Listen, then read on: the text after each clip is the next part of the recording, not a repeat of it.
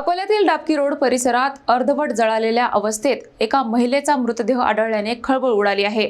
चेहरा पूर्णतः जळाल्यामुळे ओळख पटू शकली नसून या घटनेमागे घातापाताची शक्यता व्यक्त केली जात आहे। अकोला शहरातील डाबकी रोड पोलीस स्टेशन हद्दीत अन्नपूर्णा माता मंदिरासमोर सोमवारी सायंकाळी एक धक्कादायक घटना उघडकीस आली। सुमारे 30 वर्षीय महिलेचा अर्धवट जळालेल्या अवस्थेतील मृतदेह आढळून आल्याने परिसरात खळबळ उडाली आहे। मृत महिलेचा चेहरा पूर्णतः जळाल्यामुळे तिची ओळख पटविणे कठीण झाले आहे। प्राथमिक अंदाजानुसार संबंधित महिलेचा खून करून तिची ओळख लपविण्याच्या उद्देशाने मृतदेह जाळण्याचा प्रयत्न करण्यात आला असावा अशी शक्यता व्यक्त केली जात आहे। घटनेची माहिती मिळताच डाबकी रोड पोलिसांनी घटनास्थळी धाव घेत पंचनामा केला आणि मृतदेह शवविच्छेदनासाठी शासकीय रुग्णालयात पाठवला आहे। दरम्यान या घटनेमुळे परिसरात भीतीचे वातावरण निर्माण झाले असून पोलिसांनी लवकरात लवकर या प्रकरणाचा उलगडा करावा अशी मागणी नागरिकांकडून होत आहे।